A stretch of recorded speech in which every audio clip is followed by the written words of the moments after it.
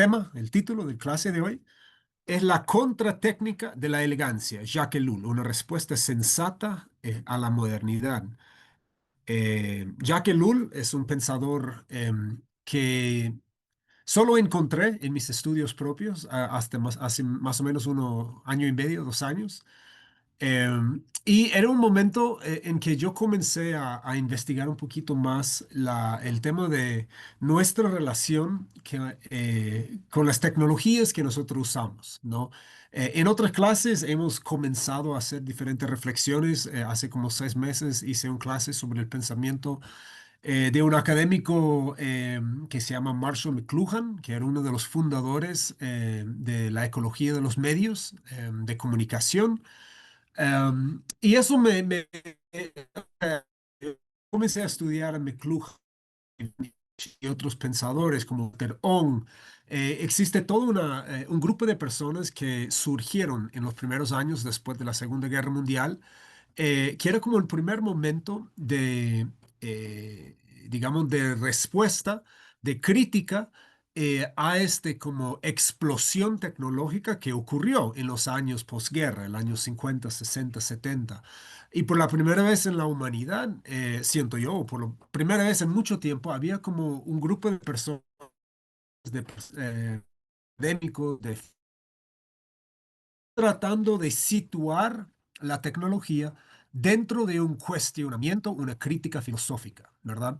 Y yo siento que eso es importante porque una de las cosas que la biología nos muestra es que en términos evolutivos, sin la tecnología, nuestra especie no es nada, ¿verdad? En puros términos de ecología humana, ¿verdad? En términos evolutivos, el ser humano como espécimen física es muy poca como admirable, ¿verdad? Nosotros no tenemos grandes garras, no tenemos sentidos que son especialmente desarrollados, como los perros con su sentido de olfato, eh, noche. eh, Nosotros ni siquiera tenemos la capacidad de aguantar extremos de temperatura, ¿no? No tenemos pelaje, no tenemos una capa de grasa. Entonces, en términos puramente físicos, somos bastante inadmirables, ¿no? Somos sencillos, ¿no? No tenemos como ningún don evolutivo en términos físicos que realmente nos permite desarrollarnos como hemos hecho. Entonces, ¿cómo que hemos ido de una pequeña especie que se evolvió de los monos, de los simios, para ser ahora una población de 8.000 millones que ha cambiado fundamentalmente, digamos, el funcionamiento en la Tierra?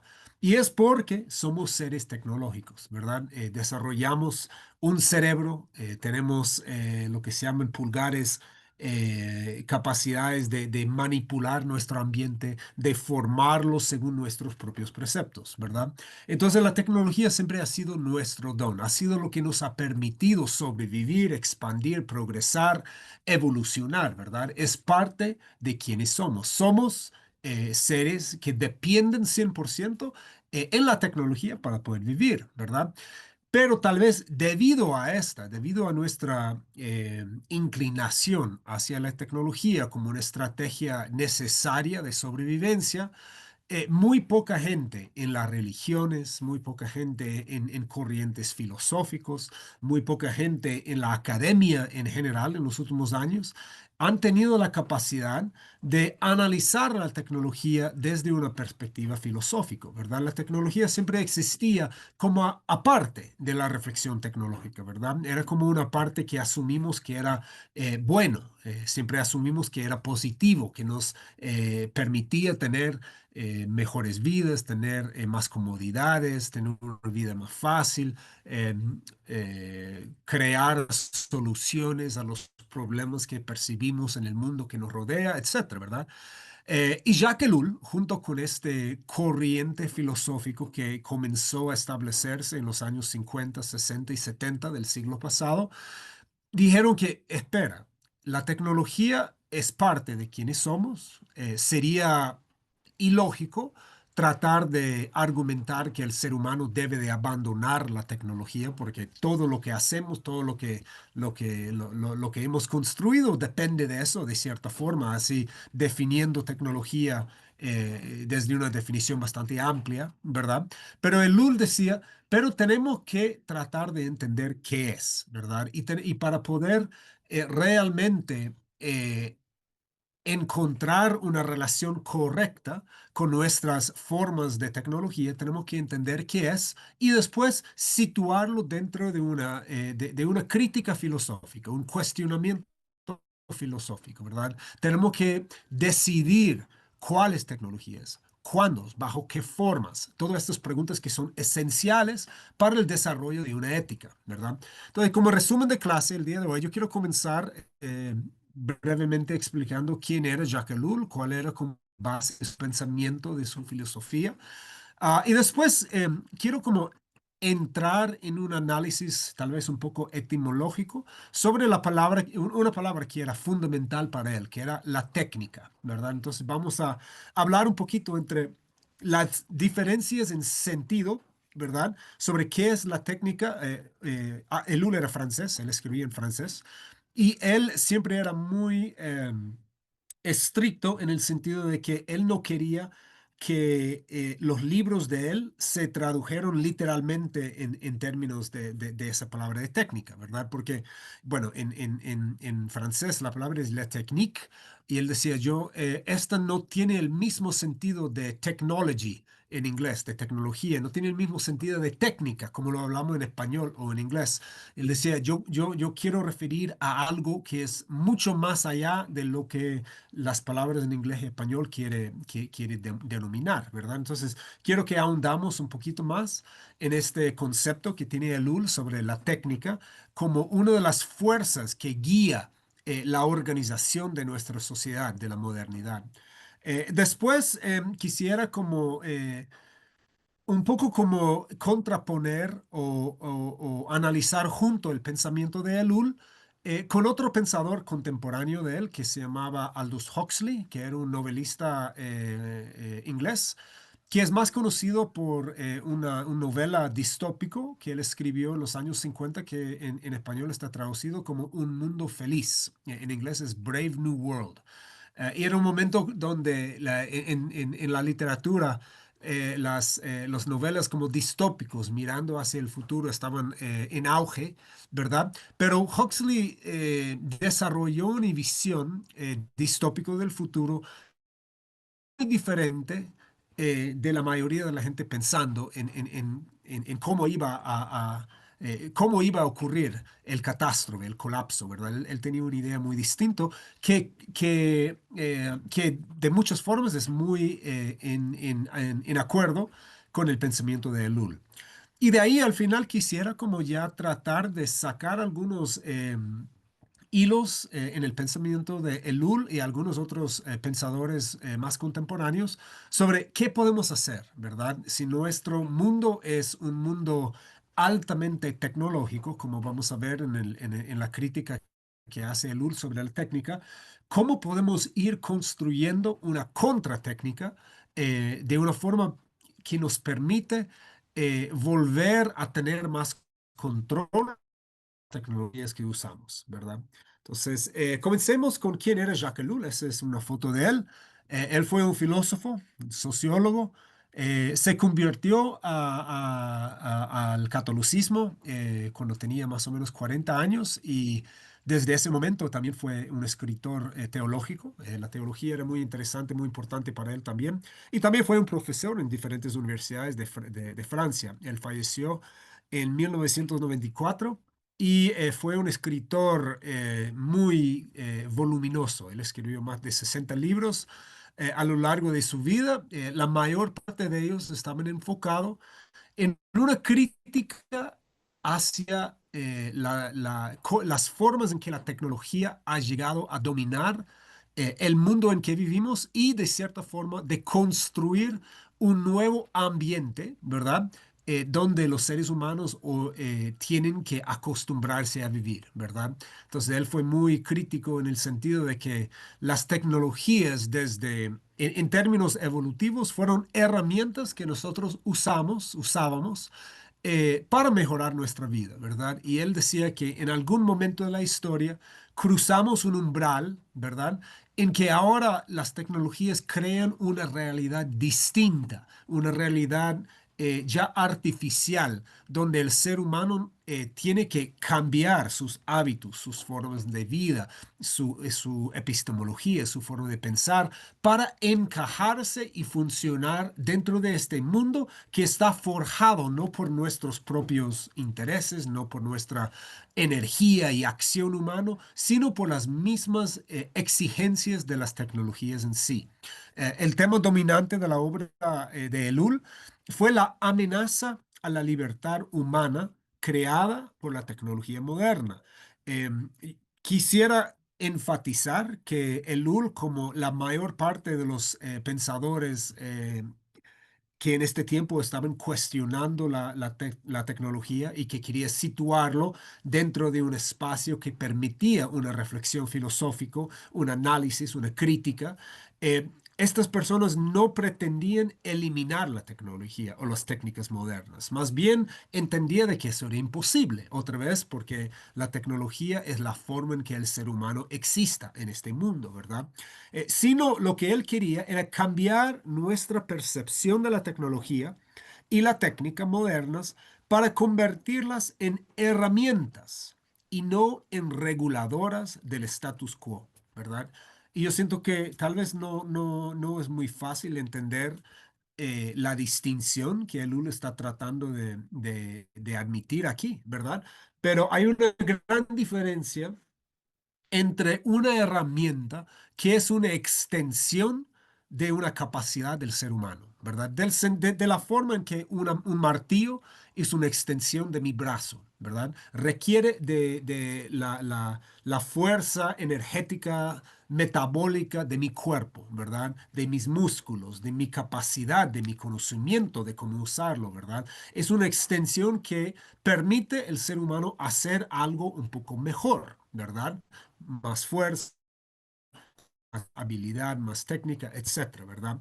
Entonces él decía, cuando entendemos una tecnología puramente es como, como un aspecto de una herramienta que aumenta la capacidad inherente de un cuerpo y de una mente humana, eso nos permite mayor autonomía sobre ella, ¿verdad? Más control sobre ella. Pero lo que él argumenta es que algo ha ocurrido en el sentido que ya las tecnologías no son solamente extensiones del ser humano y de nuestras capacidades, sino se han vuelto amputaciones, ¿verdad? Que nos cortan las manos, los pies, el cerebro, el músculo, la capacidad propia de usar nuestra vida encarnada en este mundo, nuestra vida corporeal, nuestra capacidad de vivir arraigado en un espacio, ¿verdad?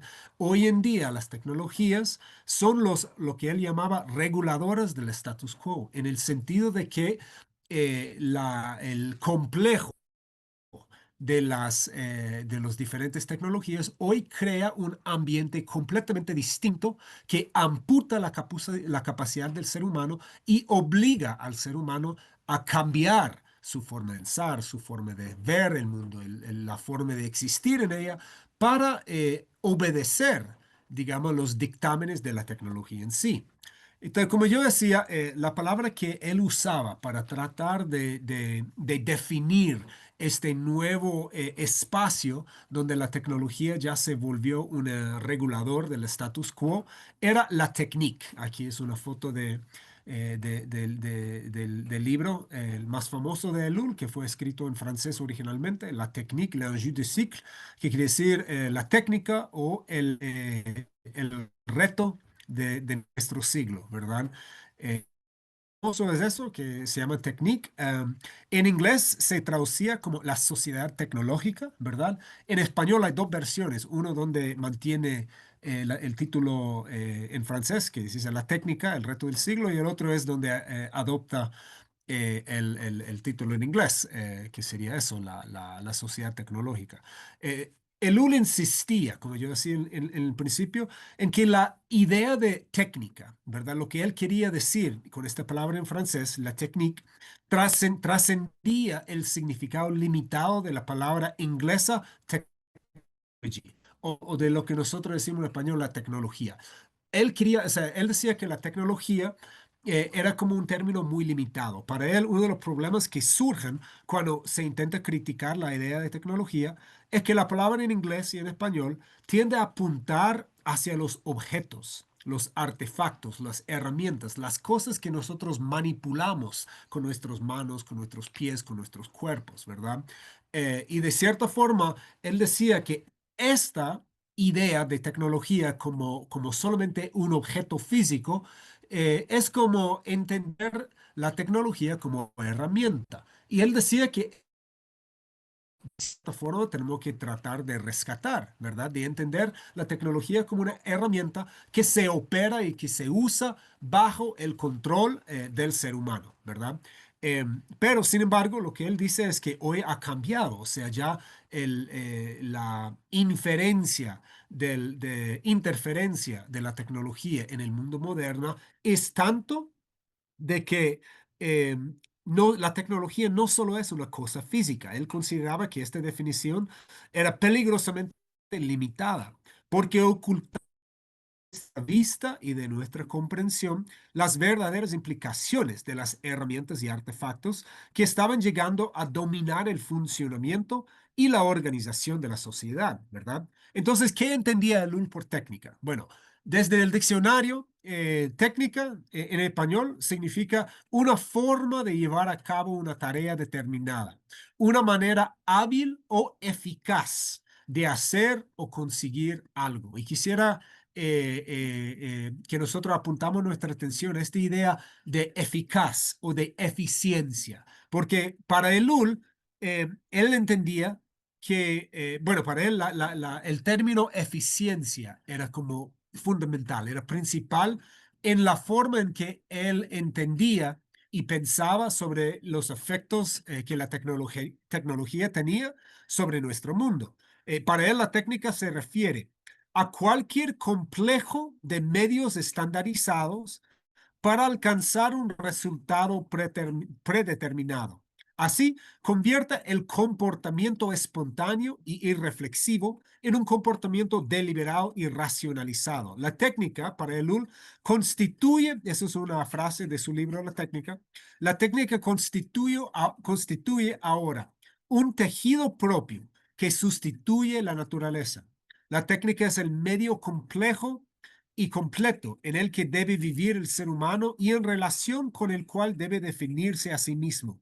Es un mediador universal que produce una mediación totalizadora y que aspira a la totalidad, ¿verdad?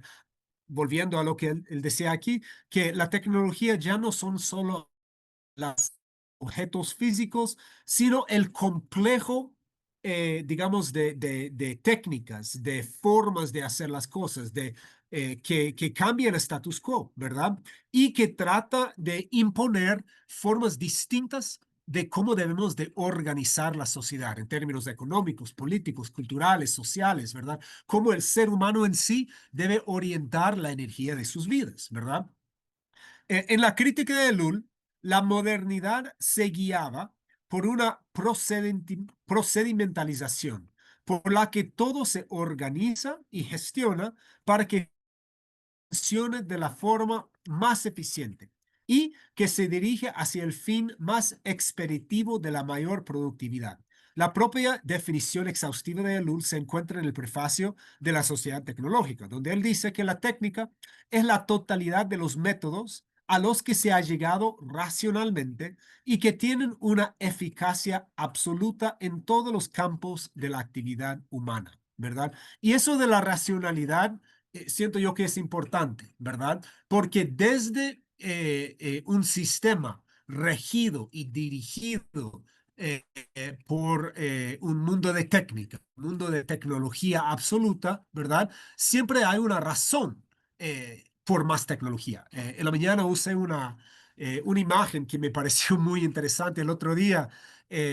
Una tía, tía de mi esposa murió y estuvimos tratando de ayudar a la familia con bueno, con el ¿cómo se llama? Con el entierro, organizar el funeral y todo eso, ¿verdad? Y como siempre, los algoritmos de nuestras computadoras nos tienen bajo su control.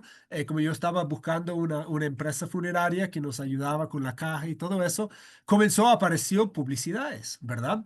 Y encontré una publicidad ni siquiera de El Salvador, era de Estados Unidos, pero decía la publicidad, lástima que no lo tomé foto, decía, si usted busca un entierro rápido y eficiente, aquí le ofrecemos un servicio de 12 horas y esencialmente en forma donde una familia en duelo podría contratar una empresa que se encargaba de todo, iba al hospital o al morgue para retirar a la persona difunta, que organizaba todo el entierro y aseguraba que el cuerpo del difunto estaría bajo tierra en un máximo de 12 horas.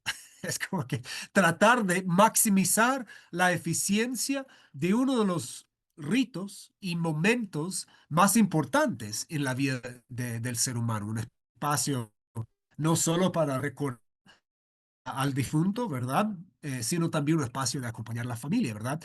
Entonces parece como ridículo, ¿verdad? Que hoy en día hay una tecnología de comunicación, de profesionalidad, de una institución digamos, de encargarse de los muertos, que se enfoca principalmente en la eficiencia, ¿verdad?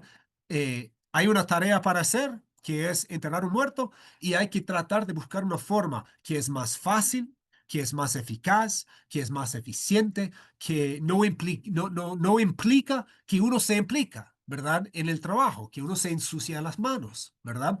Y como desde el mundo que es regido completamente por la tecnología, hay una racionalidad que obedece a eso, ¿verdad? Puede ser que la familia solo tiene un día digamos, de descanso del trabajo, o que tiene un trabajo importante de hacer en la universidad, o que la familia tiene que volverse al trabajo y el jefe no le da mucho tiempo de descanso, tiempo libre, tiempo de vacación, lo que sea. Siempre hay una racionalidad que guía, pero lo que Lul decía es que cuando la eficiencia y la eficacia se vuelve como nuestro Dios, como nuestro valor universal, el valor más importante, que es donde debemos de orientar toda nuestra acción, eh, ya estamos cambiando, digamos, el ambiente en que vive el ser humano. Eh, Dada la naturaleza totalitaria de la técnica, Elul veía nuestra civilización plenamente comprometida con la búsqueda de medios continuamente mejoradas para fines descuidadamente examinados, ¿verdad? Y eso es importante, la diferencia entre medios y fines, ¿verdad? Vamos a retornar a eso más adelante, pero él decía que la tecnología nunca debe volverse un fin en sí mismo, ¿verdad? Y lamentablemente se ha vuelto, ¿verdad? La eficiencia hoy en día es un fin en sí mismo, ¿verdad? El finalidad de un muerto, de un familiar, debe ser un espacio para honrar al difunto, de recordarle, de celebrar su vida, de acompañar a la familia, de encontrarse con su comunidad, con la familia, para compartir amor, para compartir duelo, ¿verdad?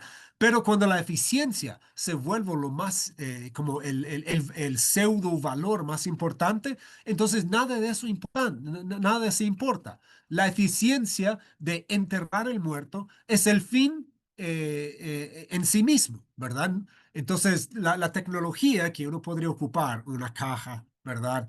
Un servicio funeral, todos estos ritos que uno puede tener, ya se toman un lugar para atrás y lo que vuelve nuestro enfoque es meter el cuerpo del difunto bajo la tierra de la forma más fácil y más rápido posible, ¿verdad? Otros de digamos, de los medios que son continuamente mejoradas es, por ejemplo, el crecimiento económico ilimitado. ¿verdad? Aunque el PIB mide la miseria, ¿verdad? Porque cuando crece la economía puede ser que está creciendo la cantidad de personas que están padeciendo el cáncer. El cáncer es una enfermedad que lleva mucho recurso económico para tratar. Entonces, entre más enfermos de cáncer, más crece digamos, la economía de un país, ¿verdad?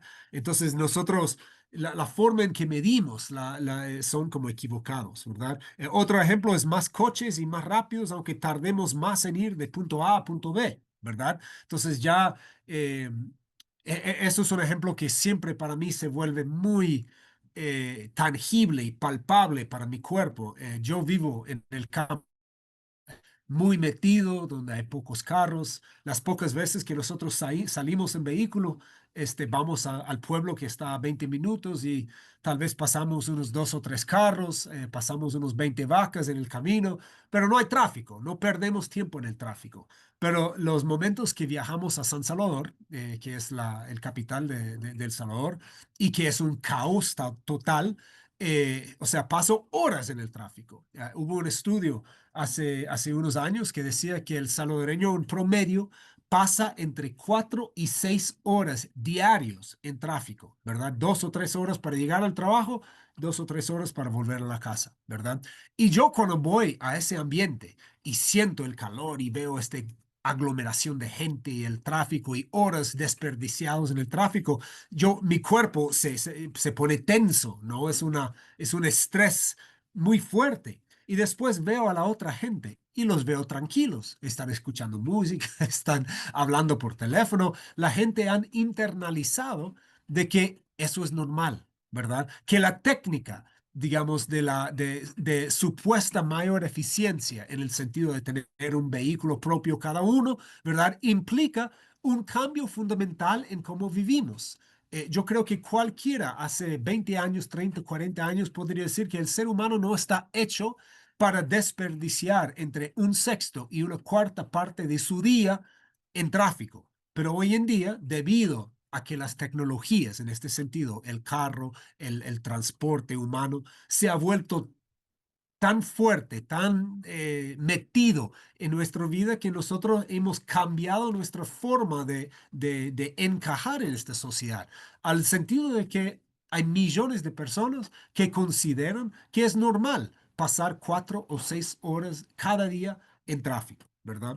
Em, entonces, eso era un poco la crítica que tenía Elul, que él decía que el problema con la tecnología es que ya no es un medio para cumplir un fin humano, sino que se ha vuelto un fin en sí mismo. Y el fin en sí mismo es orientado siempre hacia supuestamente mayor eficiencia, ¿verdad? Más eficaz, más facilidad, más una vida al suave, como diríamos, ¿verdad? Em, el pensamiento de Lul estaba muy, digamos, en línea con una novela que fue escrito más o menos al mismo tiempo que él escribía su libro, que se llama Un Mundo Feliz, que fue escrito por Aldous Huxley. Ellul, como otros críticos de la tecnología de su época, estaba influido por esas varias novelas, ¿verdad? Distópicas, futuristas. Ellul creía que el futuro descrito por Aldous Huxley, su libro Un Mundo Feliz, era mucho más probable que las distopías totalitarias, como la novela 1984, que fue escrito por Orwell, ¿verdad? Hoy en día, mucha gente habla, cuando hablamos de futuros distópicos o de estados totalitarios, hablamos de como la visión orwelliana, ¿verdad? Se ha vuelto como una forma de describir digamos, un futuro totalitario donde perdimos la democracia, donde se vuelve un gobierno autoritario. Pero el Lul, como otros pensadores, decía que Orwell tenía muchas cosas para decir sobre un futuro distópico, pero que Aldous Huxley entendía de que un futuro distópico, autoritario, no iba a ser construido por un dictador de mano dura, ¿verdad? Que decía que o me obedece O obedezco lo que yo digo o te mato o te meto preso. Porque esta forma de opresión abierto, directo, siempre se termina en revolución, termina en insurgencia, ¿verdad? La gente, nadie le gusta eso, ¿verdad? Entonces, lo que Huxley describe en un mundo feliz es una visión de un Estado totalitario, violento, completamente totalitario, pero donde la gente están felices, ¿verdad? Donde ellos aceptan esta dominación, aceptan la violencia del totalitarismo porque les permite vivir en un mundo más eficiente, más fácil, lleno de placeres, consumo, etcétera. Algunos de las frases que sale de esta novela de Huxley es: la mayoría de los hombres y mujeres crecerán amando servidumbre y nunca soñarán con la revolución, porque aman su servidumbre, ¿verdad? Un estado totalitario realmente eficiente, dice Huxley, sería aquel en el que el todopoderoso ejecutivo de los jefes políticos y su ejército de gerentes controlan a una población de esclavos que no tienen que ser coaccionados porque aman su servidumbre, ¿verdad? Entonces, que lo que Huxley describía en esta novela distópico, en El Mundo Feliz, y lo que Ellul también pensaba, es que la forma de controlar a la gente no es a través de la violencia directa, de la opresión directa, de amenazas, sino a través de darles dulces, ¿verdad? De darle consumo, placer, facilidad. Lo que Elul diría, darles un futuro de mayor tecnología eficiente, digamos, del dominio de la técnica, ¿verdad? Y cuando la técnica puede ser usado por fines totalitarios, ya la gente ni se daría en cuenta porque estamos tan enamorados, tan entregados a este tipo de mundo, ¿verdad? Otro pensador un poco más contemporáneo que también comparte este análisis de Huxley y este análisis de Ellul es un escritor que se llama Paul Kingsnorth. Él tiene un libro en inglés que sale en agosto o septiembre de este año que se llama En contra de la máquina. Y él hace unos días estaba haciendo un podcast en donde estaba, bueno, anunciando este nuevo libro que está escribiendo. Y eso es una frase que sale de esta entrevista. Es un poco largo, pero yo siento que tiene mucho, dan mucha perspectiva a las formas en que la eficiencia hoy en día está siendo manifestado, cómo la técnica hoy en día está siendo actualizado. Kingsnorth dice que estamos viviendo una especie de terremoto, un colapso ecológico global, perdón, la desintegración cultural, el auge de las tecnologías de control y de vigilancia que nos tienen cada día. Los poderes del mundo parecen estar fusionándose de alguna manera. El poder corporativo, el poder estatal, el poder institucional, el poder ideológico y el poder de los oligarcas que construyeron y controlan el Internet. El poder de la propia red. Algunos días me parece que estamos viviendo dentro de la trama de una pieza de ciencia ficción distópica del siglo XX, que estamos viviendo ya en el mundo feliz. Esta es la historia de la máquina. La máquina es el metáfora que Kingsnorth usa como para describir esta sociedad completamente entregada a la eficiencia, ¿verdad? Parece, dice Kingsnorth, que la historia de una revolución, y creo que su fin último de la historia de la modernidad, es la sustitución de la naturaleza por la tecnología, la reconstrucción del mundo en forma puramente humana para cumplir mejor el sueño humano más antiguo, que es convertirse en dioses, ¿verdad? Esta máquina arranca nuestras raíces en la naturaleza, en culturas reales conectados con el tiempo y el lugar, y en nuestra conexión con el centro divino. Y en su lugar se nos ofrece un presente de consumo sin fin, planificado, vigilado, controlado, un mundo inteligente, sin fronteras, rentable, pero muerto, y cada vez más desvinculado de la realidad desordenada, dirigido por quién sabe siquiera, mediado a través de pantallas. Cada vez somos más incapaces de escapar de nuestra total absorción por esta cosa, por esta máquina, que está llegando a un punto en el que su control sobre la naturaleza, tanto la naturaleza salvaje como la naturaleza humana, se está volviendo imparable. Está desarrollando su propia teología mientras nos lleva a gran velocidad hacia una nueva forma de ser humano, ¿verdad?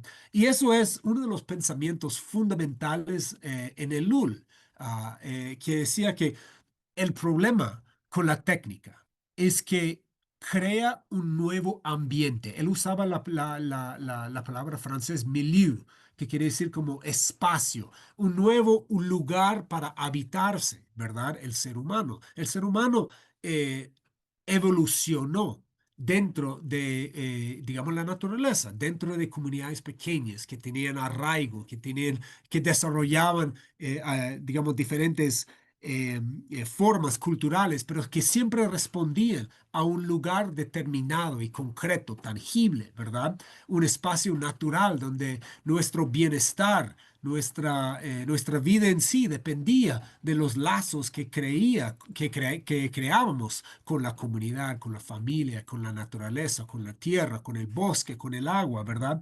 Solamente en los últimos 150, 200 años esta explosión tecnológica que hemos tenido nos ha permitido comenzar este proceso, ¿verdad? De crear un mundo distinto, ¿verdad?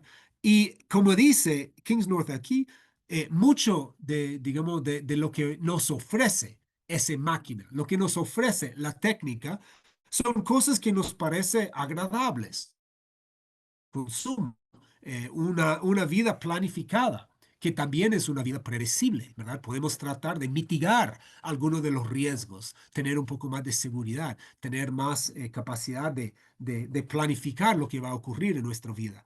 Pero también lo que él dice, también además de eso, es un mundo, bueno, es otra de las cosas positivas, es que es un mundo inteligente, sin fronteras. Hoy en día podemos todos conectarnos al internet y hablar con gente a cada lado del mundo, ¿verdad? Podemos, si tenemos un poco de ahorros, subirnos a un avión y cruzar el mundo entero en un par de horas, ¿verdad? Es un mundo rentable en el sentido que nos permite mayor crecimiento de recursos, de economía, pero también es un mundo muerto, un mundo desvinculado de la realidad, de lo que significa ser un ser humano. Iván Illich también compartía este pensamiento, compartía este miedo, ¿verdad? Ya llegando al final de su vida en los años 90, él murió en 2002, el Illich volvió muy oscuro en su visión hacia el futuro, ¿verdad? Él decía, él decía muchas veces que yo ya no reconozco el mundo en así, ¿verdad? El mundo ha cambiado. Él se veía como un exiliado, como un refugiado, alguien que ya no pertenecía a algo que estaba cambiando tan rápido, ¿verdad? Esa es una frase de su libro La convivialidad, donde él dice que el restablecimiento de un equilibrio ecológico depende de la capacidad de la sociedad para contrarrestar la progresiva materialización de los valores.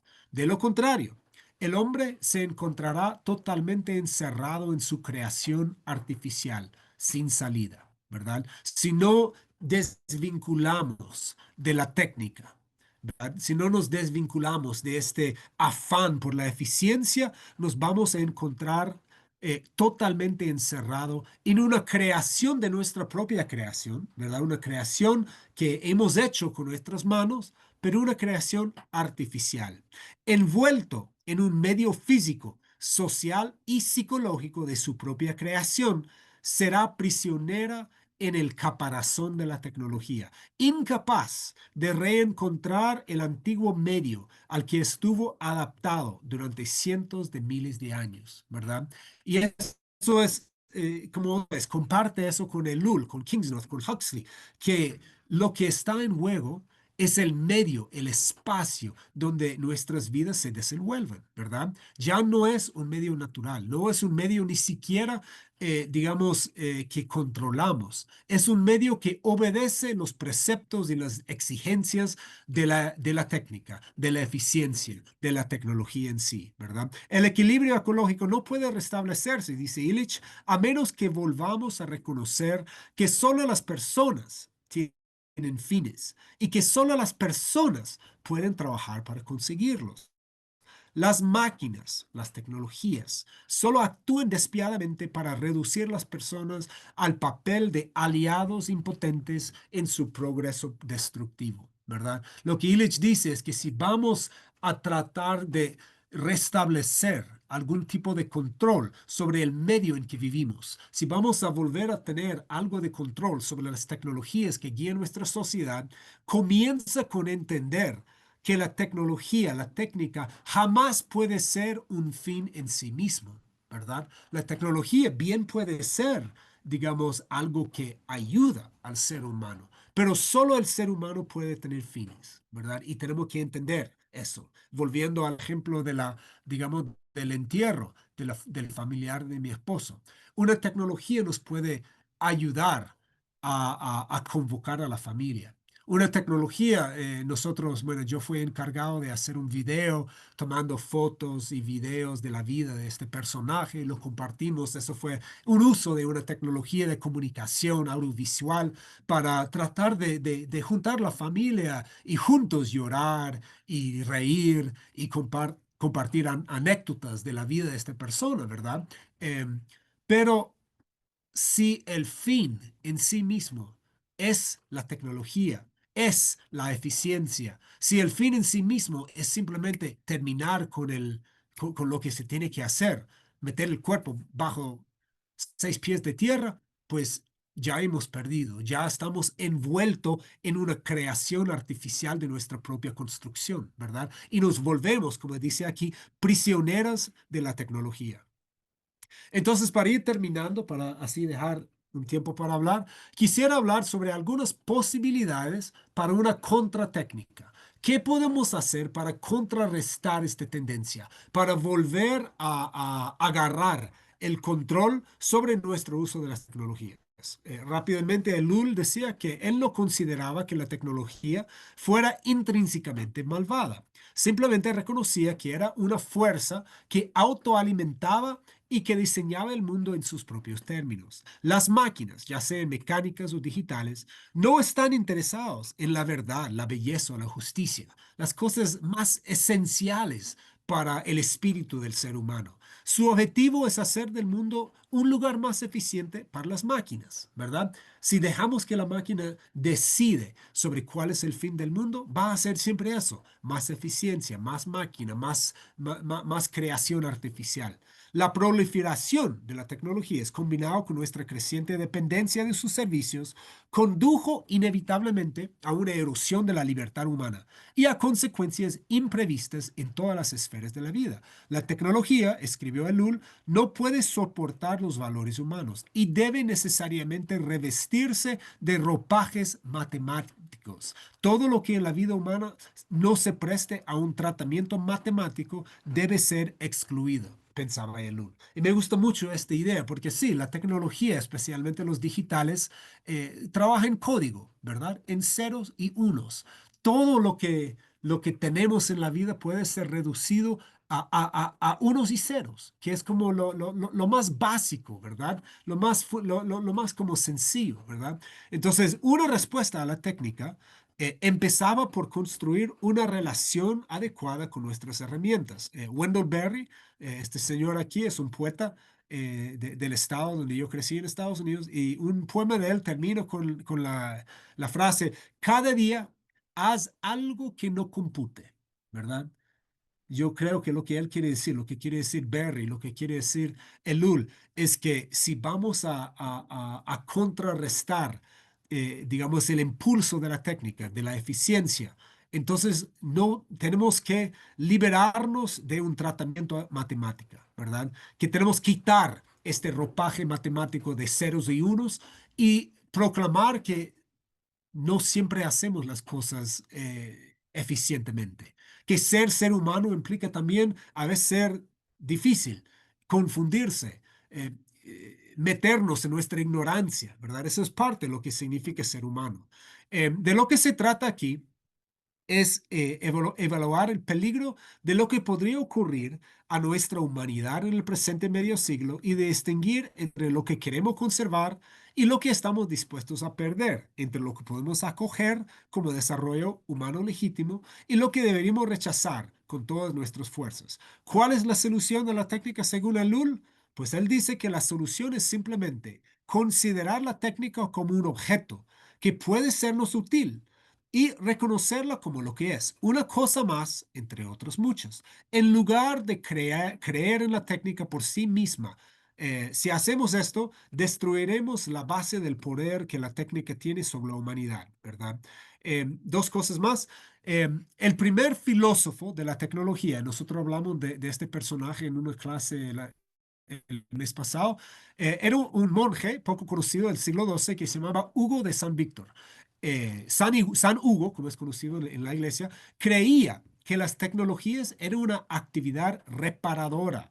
Él consideraba que la tecnología era un remedio para la debilidad corporal, una herencia de la caída de Adán y Eva. Y esta modesta visión de la tecnología como actividad reparadora le permitía establecer límites claros a su aplicación.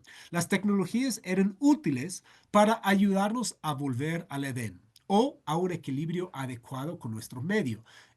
Dejando atrás como el lenguaje teológico aquí, lo que Hugo de San Víctor decía es básicamente lo que Lul está diciendo, lo que estamos hablando, que la tecnología es nuestra herencia biológico como seres humanos, ¿verdad? Es lo que usamos para vivir en el mundo que heredamos, que tenemos, ¿verdad?